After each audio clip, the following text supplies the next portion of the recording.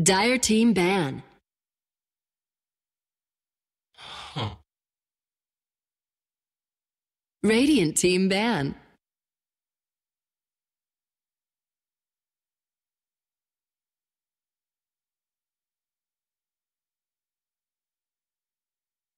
Oh. Dire team ban. Alright, going now. Dire team pick. The sack. Radiant team pick. Ladies and gentlemen, welcome back to our second best of 3 of the day so far here in the Southeast Asian ESL One New York qualifiers. My name is Dragon Drop, I'm joined by Blaze, and this is the best of 3, I think I said that before, between Fnatic and Gigabyte Mineski here. In the semi-finals, the winner of this series will head on over to the finals and meet MVP Phoenix to battle for the spot in New York. So, Blaze, what do you think about these teams? Queen of Pain. Dire team pick.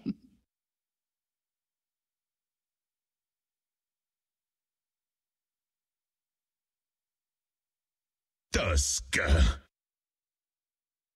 Dire team ban.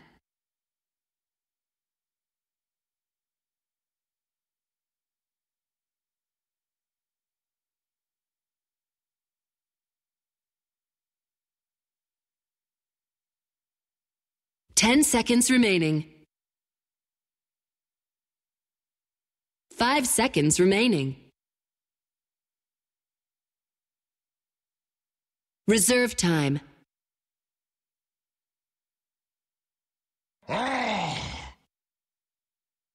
Radiant team ban.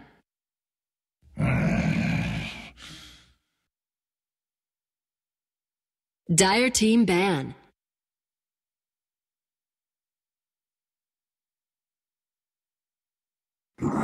Yeah, I mean, if you go for these kind of bans, I mean, there's nothing wrong with these bans per se. Both Winter Wyvern as well as Nagasara can be very strong and very hard to deal with. But banning these on the first phase, of course, lets through these heroes that we normally see banned, that we don't really see played all that often anymore, like the Bounty Hunter, like the Tusk, or the Shrek even though we've seen a lot of Shrek today so far. But yeah, some interesting to see, and also nice to see these heroes actually being played. So if nothing else, to just understand and be reminded of why they were first ban material in the first place. But the draft is so fast right now. I should actually hop into that a little bit more here. as Undying being picked up a Fnatic too, so quite aggressive here. Undying Tusk being able to snowball in, pop down a tombstone here, catch someone in the eye shot, so the zombies stack up, and then it's not a whole lot of fun. A fun place to be, and it's actually Gigabyte Mineski who pick up the Anti-Mage plus a Darkseer. So Darkseer Bounty Hunter, potential off-lane combination. Bounty Hunter, of course, more likely to just roam around across the map, try and help out the middle lane, try to help out the Queen of Pain against the Shrek, most likely. Yeah, the Dazzle now picked up for Fnatic, so correct me if I'm wrong, but I do think the Shadow Wave does work on the zombies.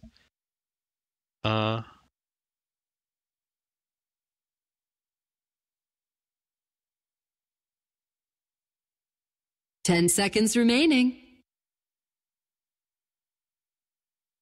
5 seconds remaining. Reserve time.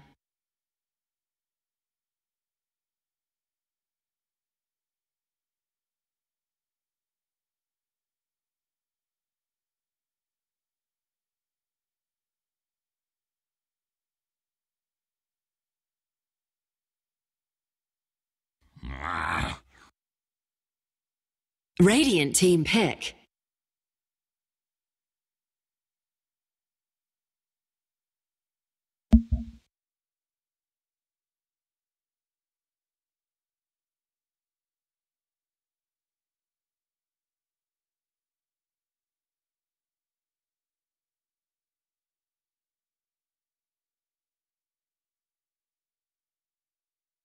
Ten seconds remaining.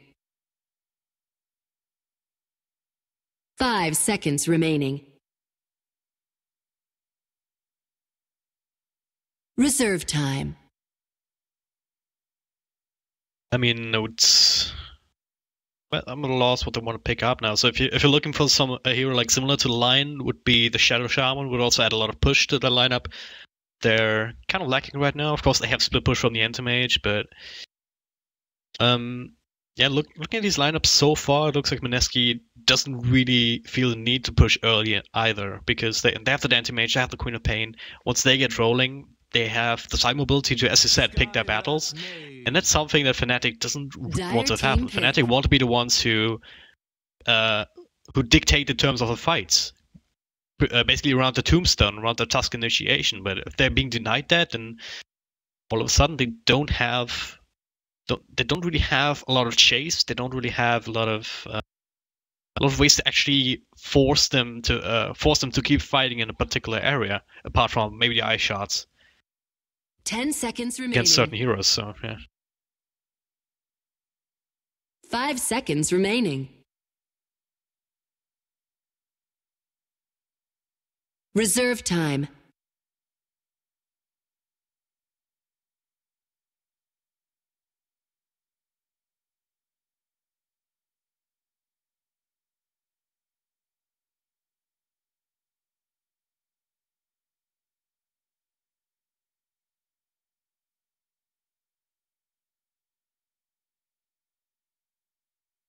Faceless Void.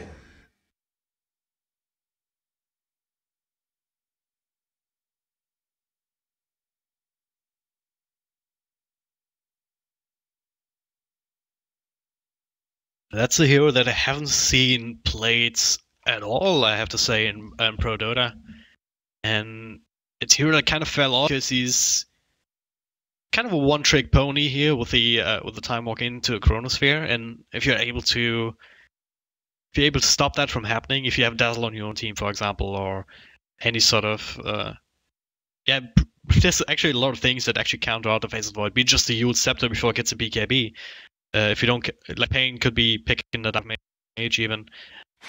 So if you don't catch that particular hero inside the Chronosphere, you just use up the Faceless Void, and all of a sudden, higher ultimate is just left. Same for if you have like E-Blade help by the teammate. Of course, that's a little later on. Not really sure about this Faceless Void pick, but at the end of the day, it's black. So if anyone can make it work, it's him.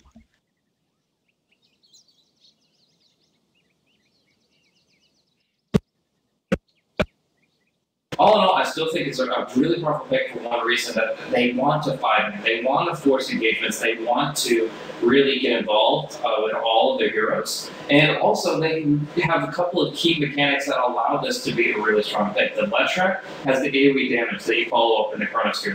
You have to have that in some capacity, a ranged damage dealer to add damage into that bubble. Another thing is the Tombstone. You can drop that down in the Chronosphere, and the zombies will still keep spawning, even if they won't act until the Chrono is done.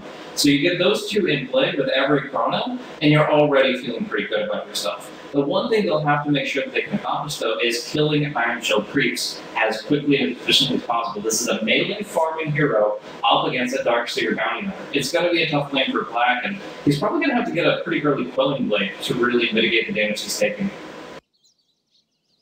That's I said, that's the one hero that allows them to actually force the fights in their term and counteract the mobility advantage from Mineski here between the Blinks and the Surge and all of that. But it can work out beautifully if you manage to find the right Chronospheres, if you manage to get enough out of those. Because, well, at the end of the day, if you only catch like a Scarab Mage in it's not going to pay your bills because it's still a very, very long cooldown play around with. And then Mineski, it's kind of Mineski's turn to turn around and say, all right, we have the mobility, we have some burst on Queen of Pain, we have the Darks here to re-engage and make a team fight happen of our own.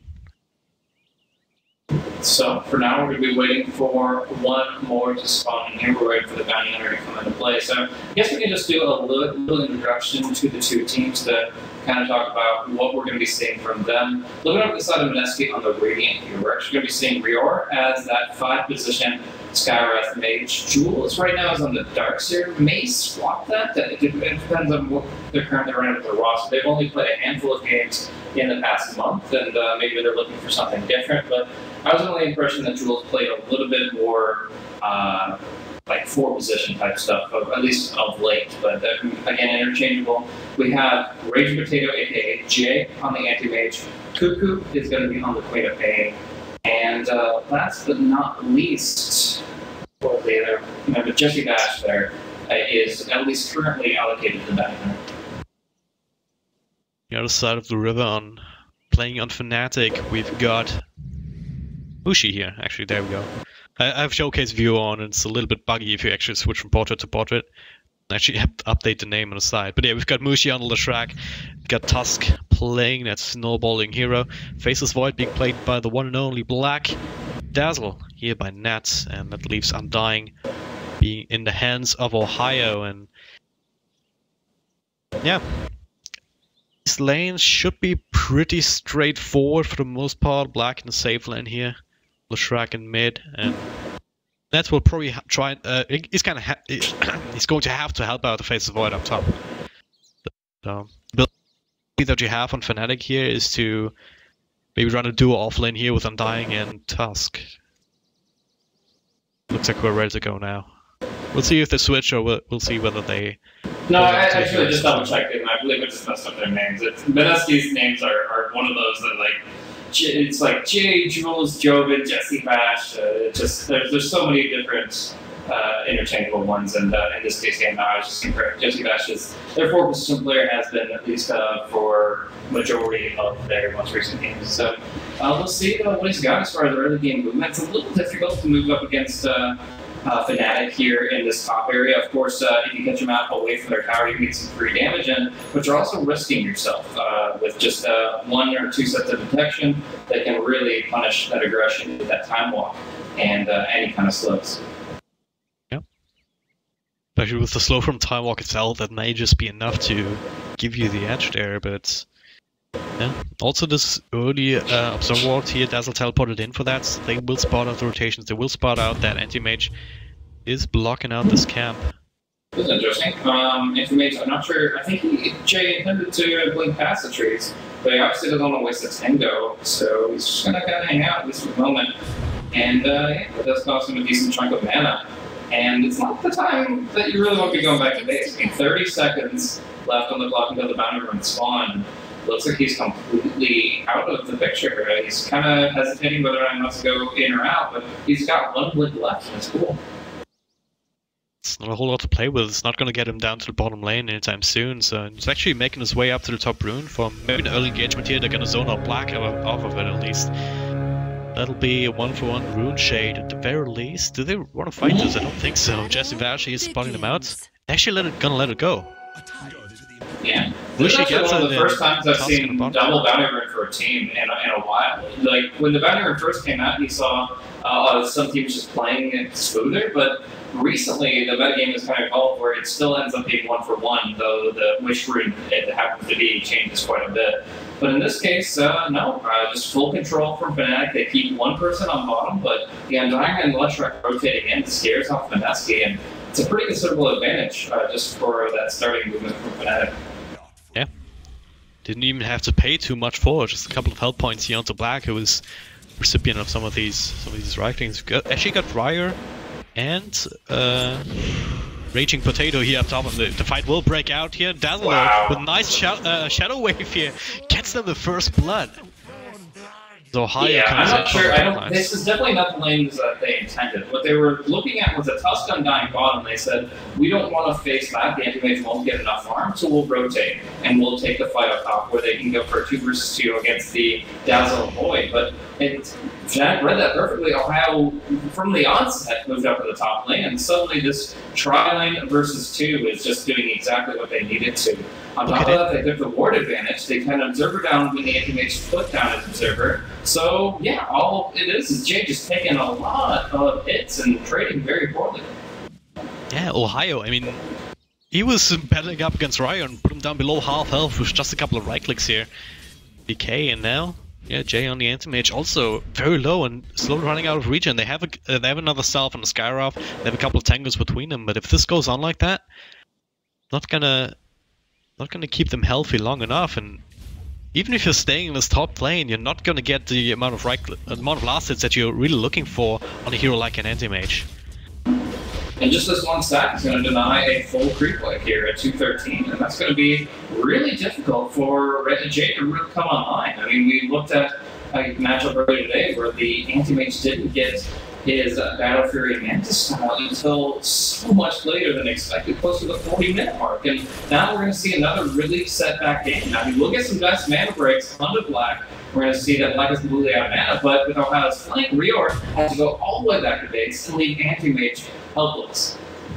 Space created. I mean, Black is very low, but he'll be able to heal up here with the clarity from support, as well as a couple of shadow waves made from Dazzle and Detangos that they have left. Jay's still up here, but he doesn't have any support, and Ohio, he keeps the decays coming.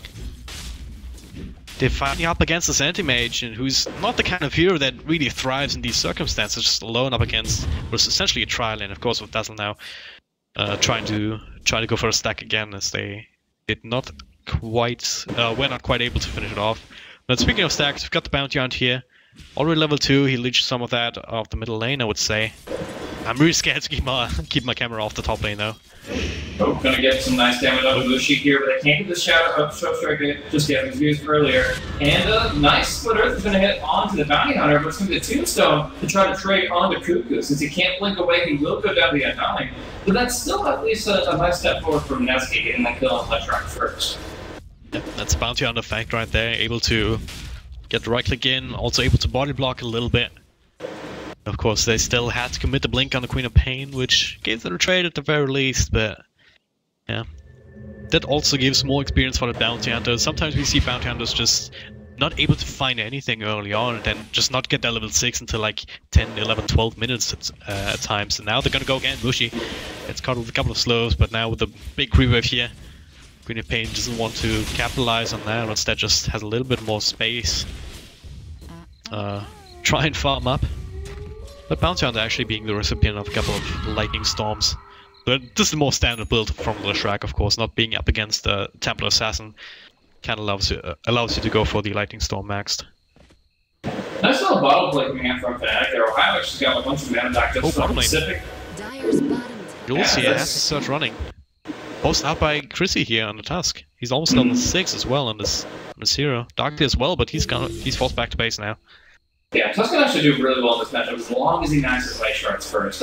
Boost up to 140 damage at once you get to your level 3 is a really nice thing. So maxing out Ice Shards is definitely the way to go when you're up against the Darkseer. This matches up here though. They thought that Undying might stick around mid, so they're gonna try to be aggressive up top, but now all 3 have rotated and Rior is once again going to die.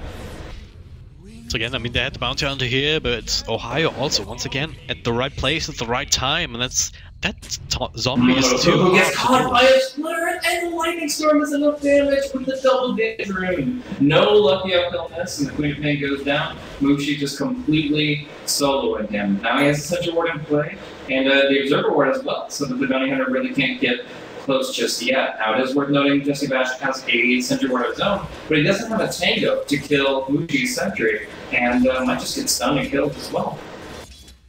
Yeah. Jesse has to be very careful about going into the seed. Oh, they're not even in range. Sentry, it's not in range. Oh man. Oh man. Actually, no. No. So close, but they're not.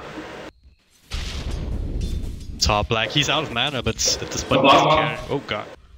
Gonna go again. Oh, he go for the snowball. There it is. It just took a little bit longer. He got the bottle set out, so it looks like we'll be able to hold this. Nice. Nice rotation there from Cuckoo. Teleporting in with the blink screen, being able to catch it up from himself. Ohio on a securing the rune. That Tombstone on the high ground. A big commitment for that, but at least not giving that over to Cuckoo here. Dire's bottom tower is under attack. Yeah, crashing all over the map here. And in this instance, of course, with the it's kind of hard for Tusk to actually find its solo kill. He solo to kill the Darks here, even if you have level 6, because of that surge. Being at level 2 with 4.5 seconds on that, it's all you really have is a snowball. Maybe if you get a good ice shot, you can maybe waste another second when Darkseid has to run around, but apart from that, you don't actually have enough control to keep him from just running away.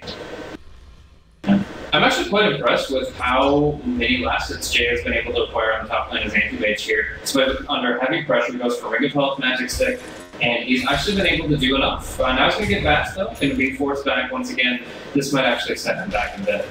The real damage that's been done to Mineski in this lane phase is not in Anti-Mage's last hits. It's actually, if you look at the experience per minute chart, the Starth Mage and the Bounty Hunter have almost nothing in terms of XPM, and this is going to really set back the track timing of Jesse Gosh.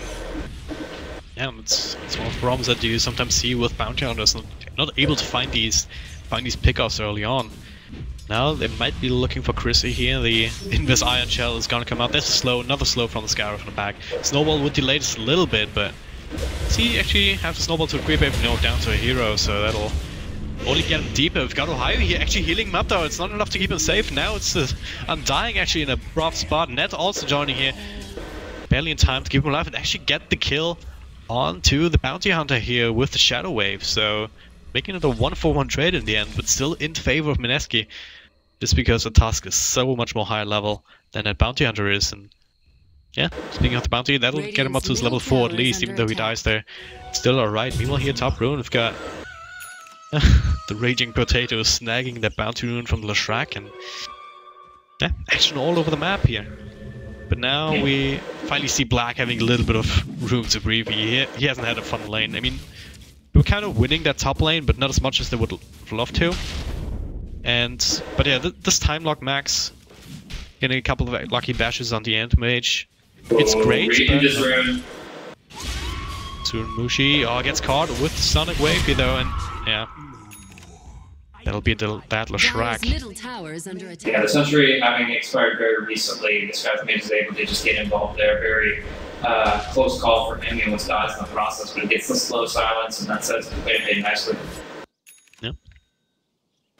Yeah, the point that I wanted to make here up top, I mean, this tri-lane from Fnatic, I mean, as great as it is, there's not a whole lot of control coming out. So, Jay, he's always going to be able to blink out, unless he gets like triple bash or something. Because, he gets another bash here, and barely gets blink out, no, Black. A little bit too greedy here, and of course, the way that Jay is playing here, very up in the face of the Faceless Void. Burning away all of his mana means that he's not gonna have enough mana for Time Walk at pretty much any single point in the time to either get out of these kind of sticky situations, or to finish off Jay when he's low on health like that and catch up after the blink. Bottom lane, got a punch up onto Jules, and Mushi with a follow-up split Earth, so that'll secure that kill across the map, and potentially a tier 1 tower here. Once the creep wave comes in again. That was a pretty good pick from Jay though. You really can't blame Black for going for that because he got so many good bashes in there, and there was a chance that he could actually get a kill on the AM, which would just be huge. Yeah, for sure. But the rotation was strong, but the TP game in general for both sides have been really good. The Ohio TPing mid to get a remote kill on the Queen of Pain, the Queen of Pain TPing bottom to kill off the Tusk who was diving. And now, obviously, what we just saw on the top lane, with really good movement across the map, using these TPs to make sure that you always have what you need in the fight. And actually, if Skywrath gets the silence off on Black, he's going to go down again. Very nice movement once more. TPs come out, but it's a little bit too late to actually save them, so we'll cancel it instead, make sure that they can at least get the tier 1 bottom, but it's the kind of traits that you want to take, because that means Black dying 2 times in quick succession. He's gonna fall behind in his farm game, and that's... I mean, Faceless Void is... during the time when the offlane Faceless Void was a thing that I never really understood, but that worked out well because he had his ultimate to play with, and just the strength of that alone, plus maybe a Mask of Madness or something that he's probably going for with the Morbid Mask already up and running. You can do enough if the rest of your team is picking up the slack, right? If that control that you provide, a little bit of damage inside the Chronosphere, if you get lucky with a couple of bashes, if that's enough for your team to take the fights, then you're good with that amount of farm on a Faceless Void, and then you can transition out of that into that late game carry mode. But are they actually at that point? I mean, Leshrac sitting at 4,000 health points, but he's been picked off a fair number of times himself. Yeah, I think they'll get there. I mean, right now, Leshrac does the same amount of damage just with this 404 bundle. It just, all he needs is time. They blow up the Undying, and they also find Chrissy in the back here. Gets a snowball up in the back, and punches up Ryo in the air, and DJ still alive, and Queen of Pain just blinks out though. Don't have a lot of control left to go around with, as Black a little bit too late. he still has Chronosphere available, so they will use that threat alone to secure the tier 1 tower, at least it looks like, unless Mineski wants to re-engage, but can they really? It's a pretty big burst potential with the Queen of Pain and the Bounty Hunter, but it's going to have to be on an isolate target like this flash track. They're going to back off for now, maybe just looking for the tower to die, but they do have this Mystic Flare, which is going to be big damage on Floyd if they just had the mana.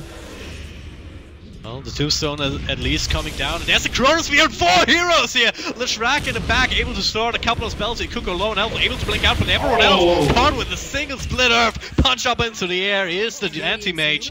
That makes it a triple kill. That was a beautiful Chronosphere from Black here. The first one we saw this game, but one that secured them not only a tier 1, but also a triple kill. Yeah, they're just going to keep on trucking along, and Fury Card's going to be flipped immediately, and it's just in response to a level 1 edict. That Chronosphere is exactly what you need to enable this Leshrac to do all his potential damage. It's kind of like the way the Gyrocopter call down slow is a great way to set up heroes like Leshrac and Lina. This is even more permanent. This is just completely locking in position, and Mushi can play around that so effectively. Yeah. So now we're seeing Mushi 1, 2, and 5.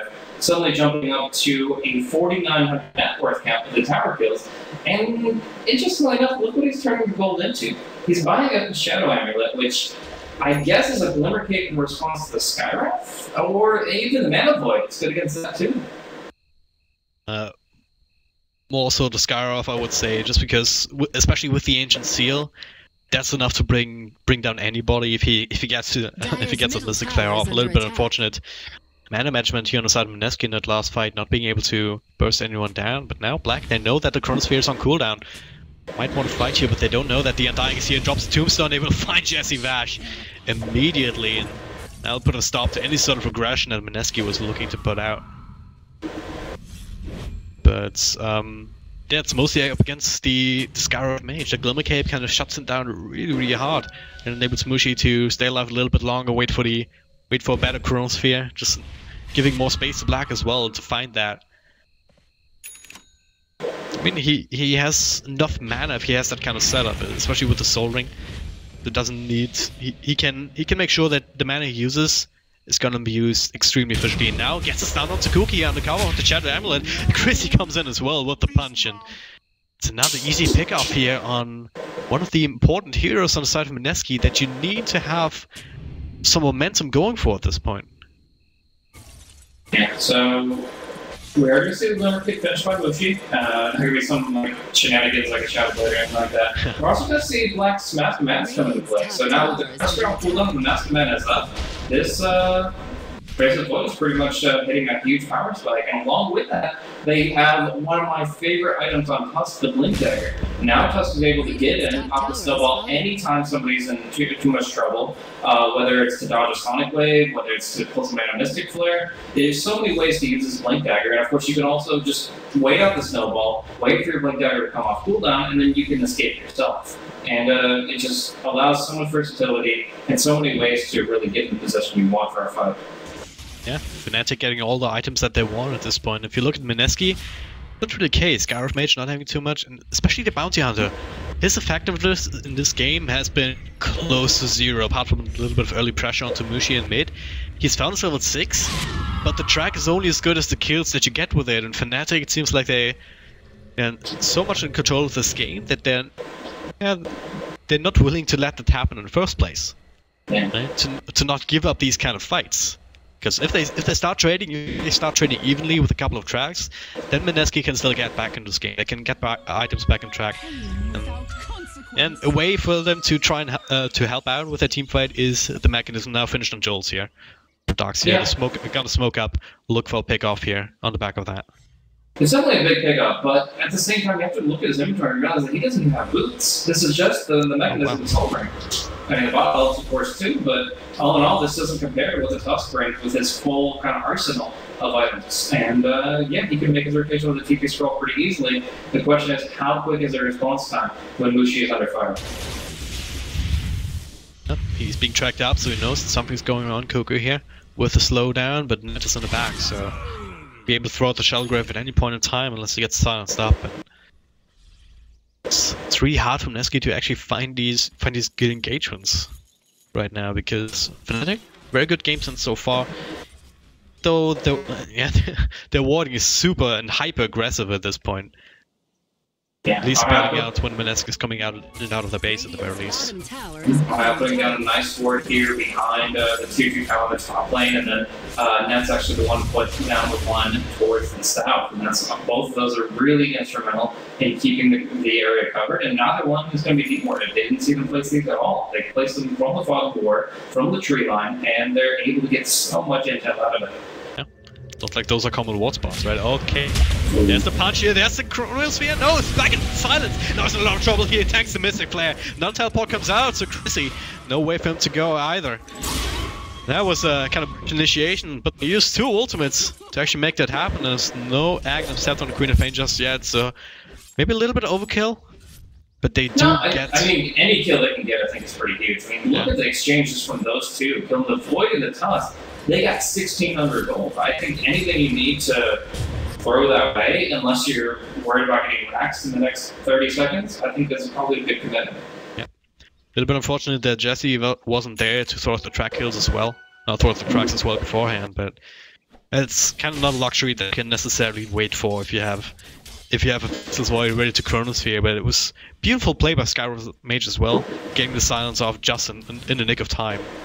Otherwise, it would have been a great setup for the Mask of Madness to start going to work.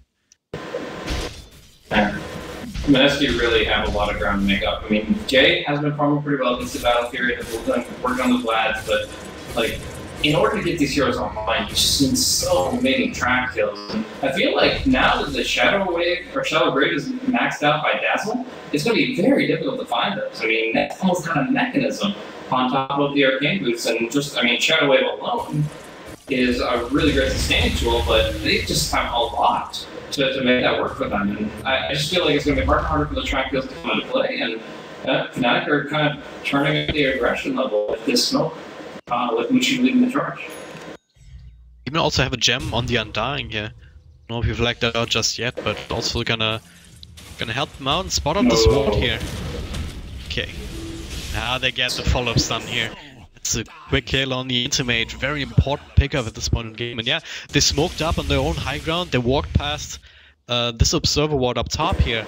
They didn't deward it, of course, but they know that Mineski doesn't expect any sort of rotations from that, any sort of movement from that area if they can't see it on the map. So that smoke, it's kind of the middle tower is under attack. Kind of very I don't know what I want to say. It's like the certainty if you're the team smoking that the enemy's probably not expecting that from that angle, right? Yeah, it gives them a false sense of security. Exactly. It just allows you to really find it as an extra angle of attack. So we're gonna see Jules kind of pull out in his act of his own. He's finally got the Arcane Boots up, so maybe he can make a aggressive play. They really need a kill. Any one kill would really do a lot for them. They just lost the bottom 2-2 for nothing, and that probably means Roshan's going next because they have no proxy towers to TP to.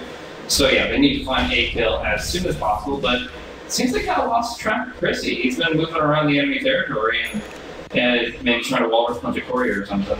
In the end, he's squeaky fine. It's just now there at the secret shop, so if he goes back that way, he might be able to find it.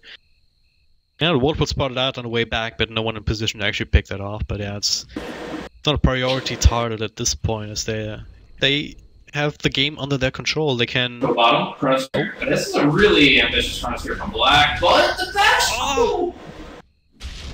Wow, that was very, very close. Bash almost enough to secure Donny Intermage, but now he survived, so sure he gets pushed out of lane, pushed away from the farm for a little while, but it's a Chronosphere once again on cooldown, so Fnatic will have to stop being so aggressive, at least for a little while. Still hanging around the mid here though. Got DJ and Mushi. I definitely think they should start falling back. The Chronosphere is a pretty big aspect of their engagement. They're still going to try to burst out a single target. Yeah, Kuko here, follow-up stun from Mushi, but he's silenced up now, so he can't actually provide the extra burst damage that they needed. So Queen of Pain will get out. Ohio committing his ultimate. And they actually get the shots onto Jules here on the Doxia, but he's able to zip out on between the trees here, a little nook, enough to get him back to safety, and Tombstone also committed, so it's a lot of shots fired here from Fnatic for not a lot of gain. And an even bigger game for Mineski, Jay just put on the triple stack range. It was so easy for Fnatic to control because they had already dewarded in that area. There was no way that Jay could actually safely farm that. But with this kind of distraction they put out in mid lane, they were able to play enough games of chicken that eventually Jay just had the time to pair the Ancients, and suddenly he's that much richer, already picking up the Bladed Black. Yeah. And now that mobility advantage that we were talking about in the draft at the beginning of the game really comes to fruition. I mean, Mineski being able to pick their fights. The Tombstone went down, they just got the hell out. Right? Also, once again, beautiful silence here, just keeping little Shrek from being able to burst down the Queen of Pain, even though the stun did come out. But Cuckoo now with the Adam Scepter also finished, so it's even more potential to just whittle away at Fnatic and fight back whenever you so choose, because you can just go in, get a Sonic Wave off, and not be worried about not having it for next team fight if Fnatic decide to commit any further. So it's...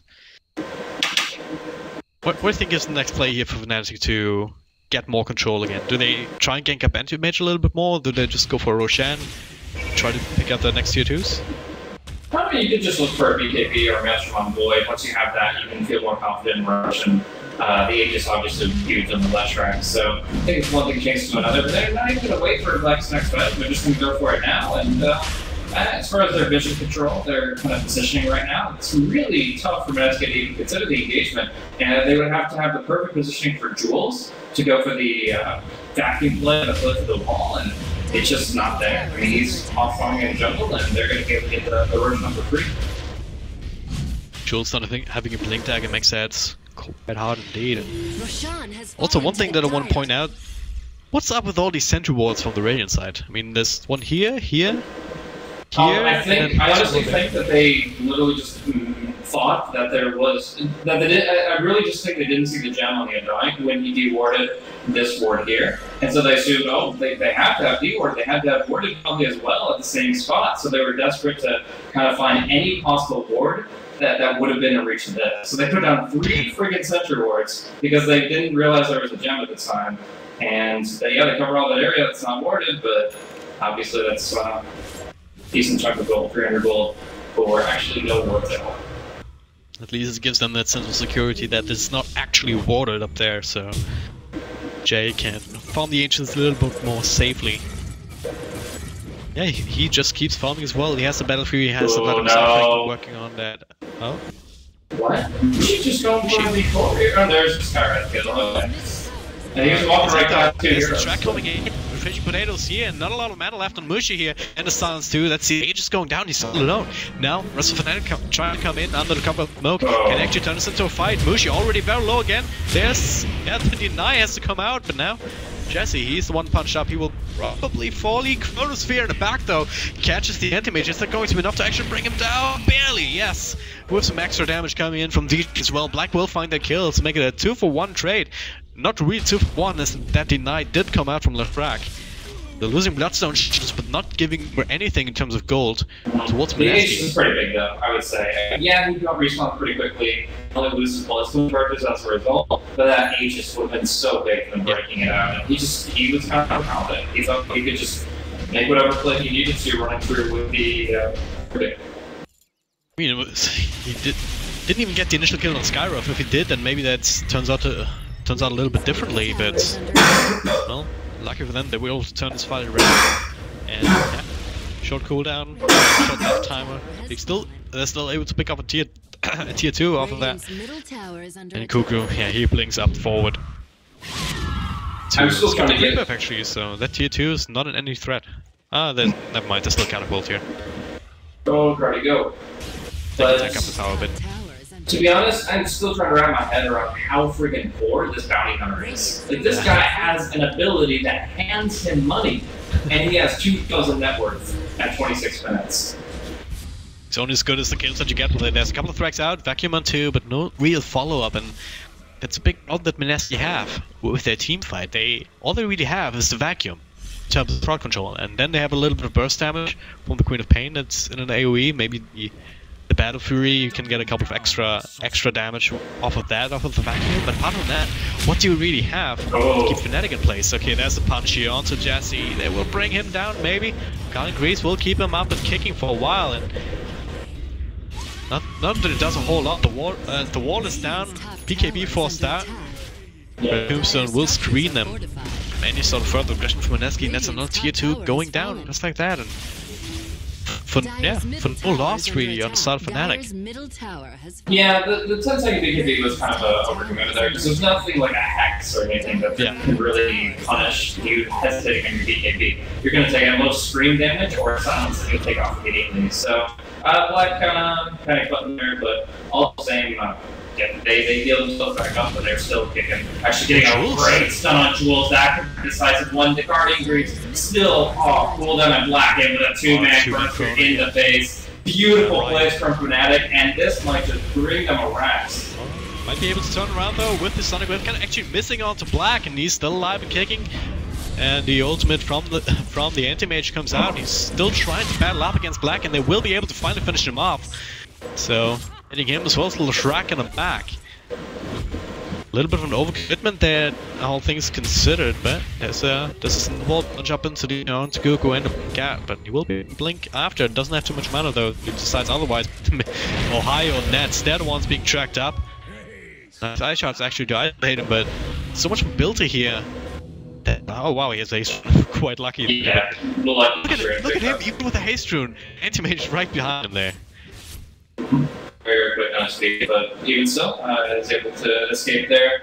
Obviously, a big aspect of that fight was lacking BKB on Black. Like, if he hadn't used that BKB on the tier 2 tower, they could have actually done a lot more in the fight. But Scar's made well back very intelligently. I get the gem for his trouble, so that's a big boon for Rior. And they can start trying to take map control back. They have 5 minutes on the clock before Roshan responds, a little bit more with a delay, but it is going to be that time of window where they need to take the map back, at least their jungle, if they're going to be able to bring this game back, because they need to look at the second Roshan as something that they can legitimately contest.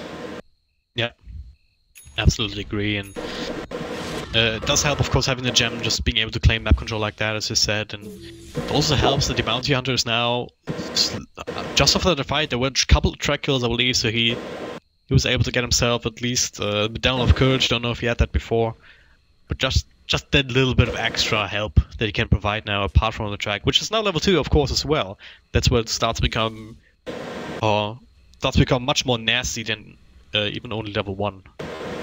Yeah, he just got 1,500 gold out of nowhere, so yeah, that medallion definitely is fresh and ready to contribute in a very real way. They have some good burst potential on this Leshrac. He doesn't have his plate now yet, and I'll just go BOTs here and see what she wants to pick up. Yeah, he does exactly that.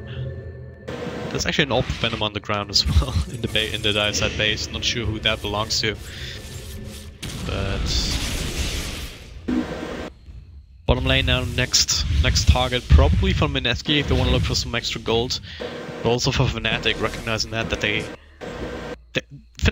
it really shows what they want to do. They don't want to give any quarter, any sort of momentum, or continue momentum towards Mineski. This is warded, but maybe kind of pseudo bait. There are actually going to be 3 heroes here, and the Chrono does connect on 2, but can he burst on Jules in time? The Guardian Grease is paramount, and he doesn't get it off. And there's the punching cookie, there's the follow-up bash, but he still gets to blink out. Chronosphere committed for Dogs here, but they do not pay with any more lives for it. I was a little bit worried there for a second of Black being able to actually dish out enough damage, but with Frizzy coming in at the same time, or at the right time, I should say. Able to help them out with that. Yeah, so again, that's Chronosphere down the drain, so that opens up the map, opens up the space for Jay. A little bit of damage out towards this tier 2. Meanwhile, at the bottom though, also Fnatic's turn to counter push down here and force someone back. That's going to be Jazzy, as well as who's that? Raging Potato Jay on the Anti-Mage. Just finding some more juicy farm down here. He has the Meta Style, of course, had that for a while. Also the Reaver up and running, going towards that heart. So it's going to be very important thing for surviving against the Chronosphere. I mean, essentially what it means for Jay to have a heart is that there's no easy way to kill Anti-Mage unless you get a refresher orb on the face of the world, which is a long way off, considering the new build-up. The mana cost of it is so insane. It might not even be viable. I haven't really played Void's refresher and rework, but the lack of intelligence on that item really actually hurts your ability to facilitate that in terms of your mana pool. 300 mana per Chronosphere and 375 on the refresher. It seems like you have to build specifically for that item now. Like you have to have Scotty at least. Yeah, you have to have Scotty, maybe even drums, and hold on to those. Or Shiva's Guard, something along those lines, to make sure that you have enough mana to actually play around with that. And the way it stands, it's not the way he wants to go, so all they're really going to have is a single Chronosphere. And can turn into a problem. To a point where... Oh, there is the punch onto Jules, and that should be an easy enough pick-off here with the follow-up snowball, so... And that Blink Dagger working very well for Tusk, plus Desolated that he's also able to pick up in the meantime. 26 on Golden's bank after that kill as well, and... Yeah, Fnatic, they're finding these pick-offs, they're fighting back. They're not out of this game by any means. I mean, if you look at the graph, it's still in their favor after all. Even though it seems that Mineski is starting to get control of this game, just because if you look at this Anti-Mage, there's so much net worth on him, but behind him, there's only... It really is only the Anti-Mage. Yeah. It's like, the Anti-Mage is a real problem because with the heart, he can't be brought down easily, and in fact, actually, the heart recipe just got killed. Nice player snipe from Chrissy there, and that is very frustrating for Mineski. Now top. Looks like Jay wants a little bit of revenge there, but of course not really able to go up to the Tusk, who has a Shadow Blade now to maybe re-engage Mushi. He will get cowed out thanks to the gem. I don't know what's up. The track was out on him, so the Glimmer Cape actually ineffectual, but don't actually bring him down. Don't want to commit too much. So I'm not quite sure what else is behind that hero. They're just trying to force the Knight back into their own territory right now. They're just very overextended, isolated heroes. I feel like they could kind of do something too, and at the very least, they're getting them off the Radiant side. They're making it so that Fnatic can fall with the Radiant jungle is immediately. But we still see Black at it with the Eastern 3 camps, as the Dagger commonly do, and this allows them to build up to the next item even faster. With that heart recipe down for another 2 minutes, and with Faceless Void approaching his next item, buying it right now, I think it's in the Mjolnir, well, he'd need a recipe, wouldn't he? So, hard to say exactly what he's getting here, but no matter what it is, it's going to allow him to maybe pick a shot. Smoke from both teams here, they will catch each other straight up on the high ground here. Mineski with a slight advantage here, DJ blinks up, will scout it out, but once again, Mineski with the mobility advantage here, they're just able to disengage, not feeling like that's the fight to take. But they cannot fight this. Black has a DD bottled up with his BKB. There is no way to take this fight from Mineski. You have to sacrifice even Roshan at this point, unless you get a 5-man vacuum on a cliff. It's just insane how difficult it would actually be to engage in this position. Still aiming though, they get the tracks out so they at least know what's happening here. Solar Crest on Ohio should make short work of this Roshan, plus a Desolator minus armor though, as well of course. And looks like Faceless Void actually going for the MKB, just anticipating maybe a bottom knife on the Anti-Mage at this point, or just the Solar Crest from Bounty Hunter at some point. Sure. Definitely possible, so the MKB is probably his pickup. And the cool thing is, if you don't see either of those items by the time that you have it complete, you could change your build and go dataless instead. It would still be very, very effective. But I expect there's going to be one surgery evasion to prompt him for the MKB, and it's still a really good item on Faceless Void. He doesn't have much problem with that at all. More bashes. Even though they're just mini bashes, more damage in the Chronosphere. So that's... At the end of the day, that's most of the hero's effectiveness right there, just being able to burst someone down quickly inside the Chronosphere without too much worry to yourself, right? Because there's not really a whole lot of big Chronosphere counters against him with the BKB especially. Big modules there, nice ice shards, and he's just going to be gunned down very quickly. Chrissy has been on point with these initiations. I mean, he did really solid in the lane overall, but these past 10 minutes has been his game. He's just been controlling the map so effectively, and I gotta say, this is how Tusk was meant to be played. Yeah, absolutely, and he's keeping the rest of Mineski down, right? just the pickups on his docks here. I mean, sure, he has the Guardian Grease, but he's had that for a while, just now finishing up the Glimmer Cape. Just before that pickoff, just barely had enough gold for that, but I mean his item progression kind of halted thanks to these constant pickoffs. And yeah, if you just look at the distribution here, that's always the case if you have most of your net worth concentrated on one hero, or maybe two heroes here if you count Cuckoo.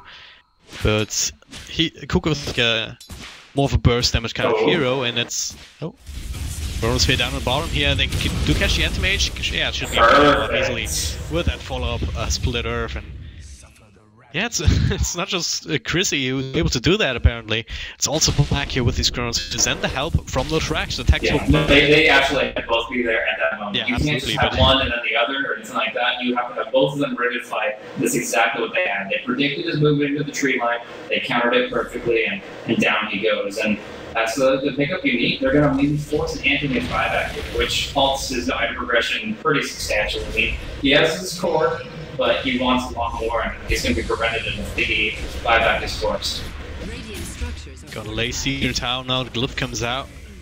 Creeps will be finished off, but the tracks are coming out, so Fnatic lose the fight now. There's a lot of gold they're giving over. And there we go, that's vacuum. Mushi now is Jules. Not quite that just yet. Jesse Vash also not quite yet. Throws out a little bit of extra damage and a couple of extra tracks, but now the buyback comes in. Black, an early shallow grave here, not really effective. Yeah. They're chasing them off here. Black still in front lines, has that Asian of course, so they need to kill him twice if they want to finish him off, and that's the first time. Now, the rest of the team might decide to re-engage. There's no tombstone, there's not a whole lot left in juice, so yeah, not enough juice left to really commit, but the aggressive posturing will at least keep Black safe. And the board makes a big look ago. Mushi X, he's been building that for a while. Oh, yeah. And that was the next tier of potential kill potential that they can get against the same thing. Just getting that X against him. There's no way to dispel it. This could be really huge. Both teams live kicking once again between the arcade boots and the heels. Both sides. The Stars does have one force staff. One force staff could really help the anti-mage, but that's it. It really comes down to that. Chronosphere is now up. Cuckoo X up here. And nice force stuff away, and that's kind of the one thing that's let Black reconsider, but he still has Chronospheres. Mineski has to be very careful about engaging this. Now Cuckoo, Bash. The Chronosphere here, and that's a Dark Queen of Pain. Does he have buyback? Yes, he does. Uses it immediately, teleports in, and that's what Fnatic just says, alright, we got what we wanted. We're gonna get the hell out of here. Try and chase us, if you will. And that's the same job. Anti-Mage will try to do that here. Does a lot of damage to a high butt. Punch up into the air. There's a tombstone going down. Should be enough to screen them from actually continuing, but no, Kuki here pops the BKB. He's looking for Ohio. Should be able to pick out that track kill, and there it is. There's a Scourge Mystic Flare for something, kind of just zoning, I guess. Yeah, Black. Here, they know where it is, and no. Yes, he's kind of alone here, battling up one-on-one against Anti-Mage with a little bit of help from the rest of Mineski though coming in. But Jules very low on health, but Fnatic slowly running out of mana here. Black is low on everything there. Oh, nice Shallow Grave though! Keeping alive, vacuum back. He's still in a spot. DJ will fall to the Anti-Mage, and now one more swipe should do it, and there it is. Black goes down. And Raging Potato still raging around. Mushi next one on Lissy on the cover of the Glimmer Cape, but still tracked up, so they know exactly where he is. He's desperately trying to finish up the Bounty Hunter, but it's not it was not to be. The gem once again changes hands. A lot of track kills, triple kill for the Anti-Mage, 4-for-1 trade. A couple of buybacks in between that. I kind of lost track of it, but look at the fight recap. It's about a 6,000 gold swing in favor of Mineski, and now it's not just the Anti-Mage benefiting from that, but even him, he's going to be able to pick up. And the Soul Cure is now straight off the bat. Wow, that's insane. The play for Mushi was absolutely YOLO. This guy blinked into the Skywrath Queen of Pain, got the stun onto Cuckoo, and just started tearing into his health pool. But you look at Queen of Pain's items, Agonim's BKB and Tread. She tanks through all of it, she backs off, and all Mushi claims is the Skywrath while Anti-Mage on the front line. The Shallow Grave is really strong, but didn't save Fnatic's line in the end. And yeah, that's a huge pickup because Mushi was so desperate to get that Bounty Hunter kill with his last little bit of Pulse Nova, he didn't actually suicide while he could have, and that's another huge kill for the Anti-Mage. He ends up facing Foot's killing spree, he gets a huge chunk of gold from the Shrek kill as well, and this Anti-Mage is now large and in charge. he is almost 40 armor to play with now between the Vlads and the Assault Cuirass, and he just sold something that was Vlad, so it doesn't have that anymore, so not quite as impressive, but still. Plenty of armor to play with, so that gives him a decent amount of protection up against the Faceless Void, even though he has that MKB finished. So yeah, he's just getting harder and harder to deal with. I really think that it's something you have to consider, like a Scythe of Ice refresher build from Black. Just go for a double Hex, double Chronosphere to pin down his damage. He's the only one that they're really afraid of. This Quick Pin isn't that big of a threat after she drops her ultimate. They've got Guardian Greaves to mitigate that. They've got some other good heals. I really think it comes down to pinning down this Anti-Mage, and I hope they do find Jesse Banish if they have the protection. They don't pop the Dusk yet, and it looks like they'll TP on. But yeah, I really feel that the only way to win this game is really through Black getting disable items instead of damage ones. You hate to say it for the hard carry, but when it comes down to it, if he has like Scythe and Refresher, I think that they have a really good shot at this game. Otherwise, they're going to have to wait for Mineski to make a mistake. With Jay running around with nearly 3,000 HP, they got him once really good for the 2 versus 1 combo, but I don't think that they can count on that happening again. Kind of scared to look at the graphs now, but yeah, it's kind of back and forth game. Even though Fnatic has been in charge, at least when it comes to golden experience, according to this class for the longest time, just did never quite feel like that was the case. Because Mineski, they've always been able to hold on, always been able to keep the farm going on the Anti-Mage, and now at this point, especially after that last fight, the rest of the lineup is starting to catch up. Bounty Hunter has that solo quest now. Of course, not really a factual up against the Faceless Void thanks to the MKB, but against anyone else, it helps, right? Yeah, definitely. But I actually just noticed another item pickup that could change the way I look at the late game here. Before I was looking at like Anti-Mage, he can survive through Void, and he can absolutely destroy Leshrac. So since Mushi has still yet to pick up BKB. But there's one item that was just picked up that could actually change how the matchup plays out. There is a Silver Edge on the Tusk, very new pickup, but it has a lot of potential against Anti-Mage in particular. If you mute the spell shield, Leshrac does 75% damage to it. That's huge. That turns the Anti-Mage into a very killable target, despite the heart. Absolutely, up to a point where may even have to consider building a BKB at some point, but he's also getting to a point where he's so slick-slotted that he's running out of room. I mean, he has the Basher now, looking for the pistol at some point, which is also something that he needs in the late game, but what do you drop at that point? Do you just drop the Battle Fury in favor of a BKB? I mean, I definitely think that dropping the Battle Fury is a possible option. You're going to go BOTs instead of Treads. You're going to go Viscel over your Basher, so since he just picked up the AC, he obviously wants to keep that. I think, yeah, you might at least bench the Battle Fury, keep it in your stash, and only use it to split push. Yeah. We'll see whether they get caught off guard by that Silver Edge or not. It's definitely huge potential, as you said, because the Anti-Mage, he heavily relies on being able to be tanky, not just through his items, but also through his spell shield, giving him that extra bit of magic resistance. He's for a total of 62% without any sort of Glimmer Caves or something on top of him, which I don't think there actually is on the side of Mineski. That's also something that they could use to... They have one, they have Dark Seers, but that. It's like there's so many things you have to throw at them.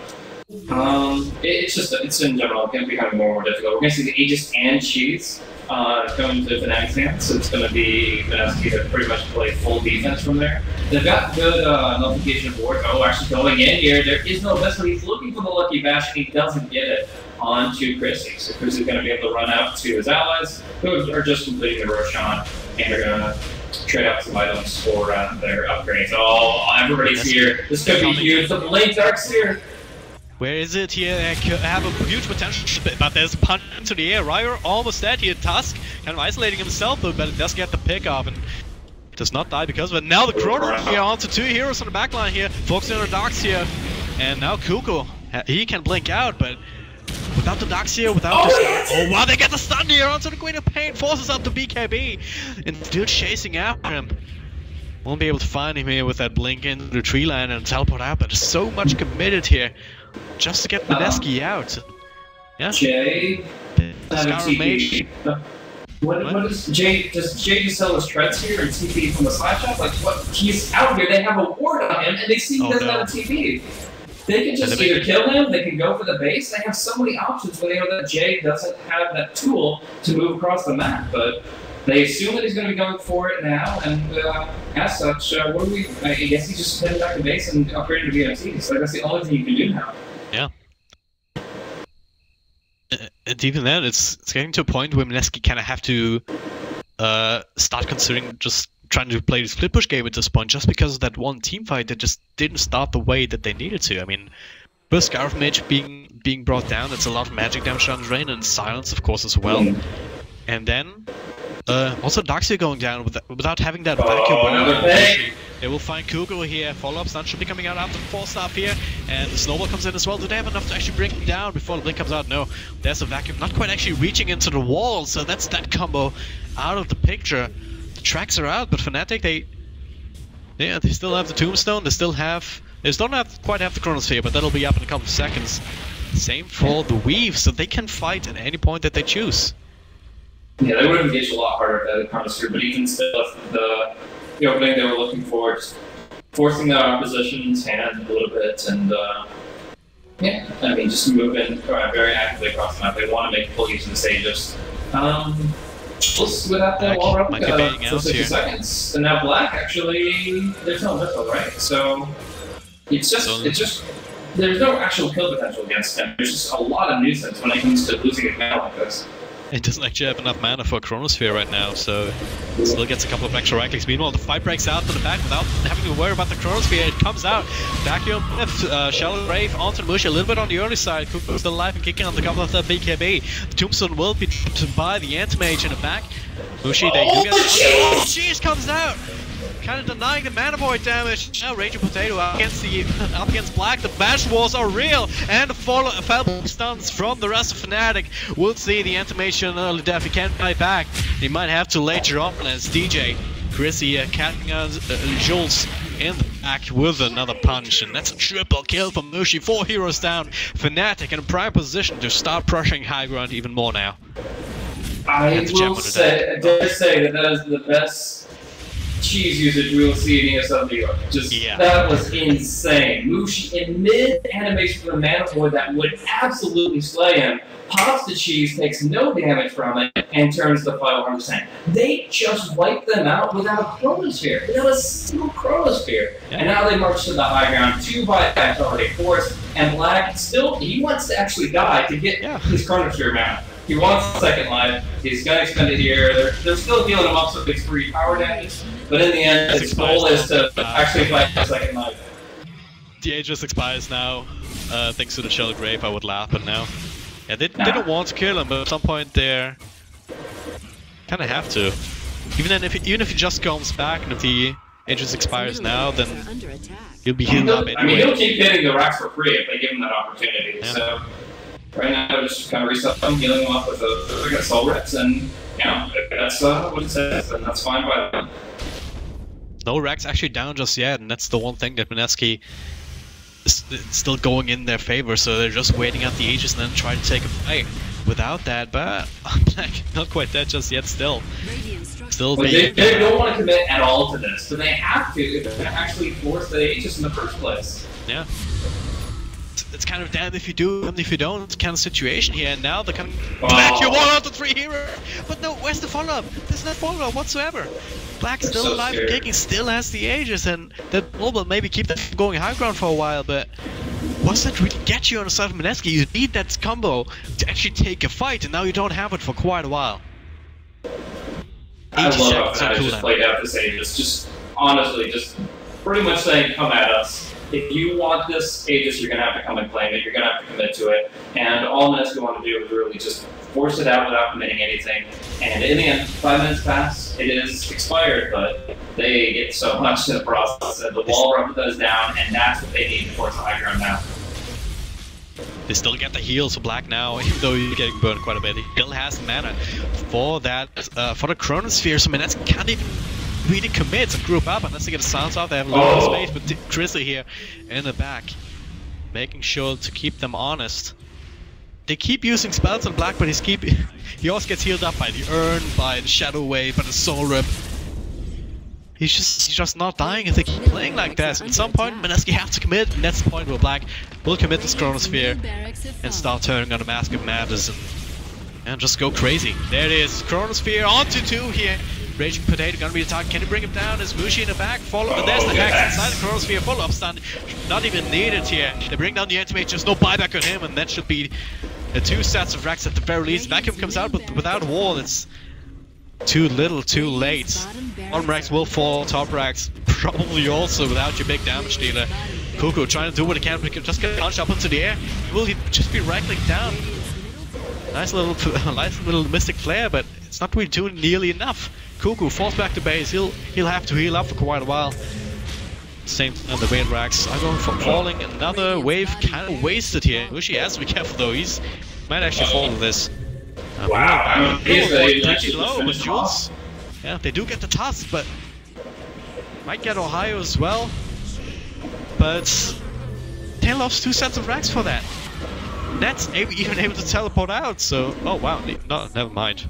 No, the Undying definitely could have teleported out because he had the Grave and there were no stuns, but all the same, they've taken 4 racks. They walk away with the Void and the Last Strike, giving no gold, real gold away. I mean, yeah, giving 1859 gold to the Bounty Hunter really means something, but when you just got 4 racks, you're willing to pay that price. And of course, the buybacks are on cooldown still for a while longer. 3 minutes on the Queen of Pain and the Anti-Mage.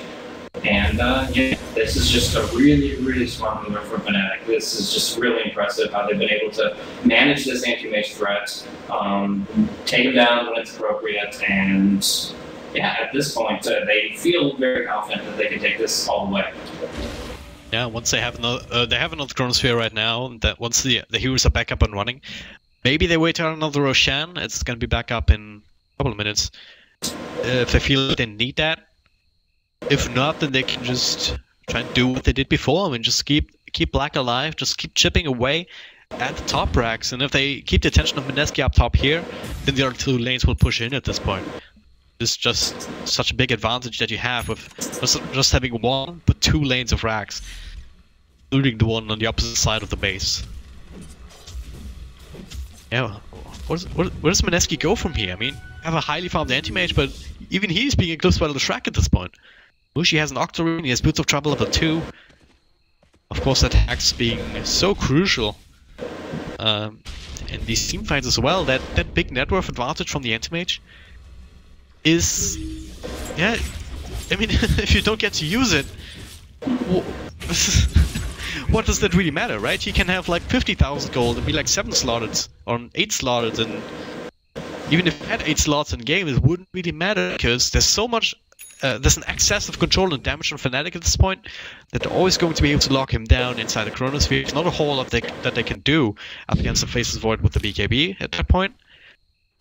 And Anti-Mage is just going to die every single time.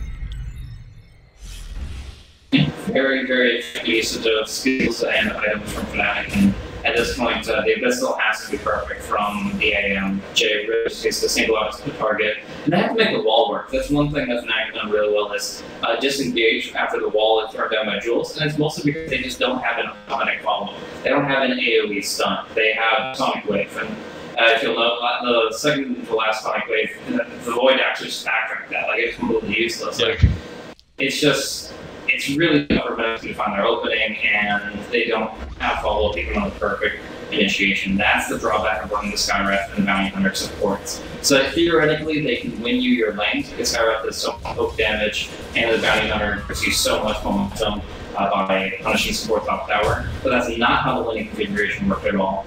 And now they're here at 55 minutes with not a single damn AoE stun. Yeah, that allows Fnatic to just play like Mineski drafted, right? Just benefit from the mobility. I mean, the Shrek, very fast, just on his feet. Task, same kind of story. They all have blinks, they all have some sort of mobility item as well.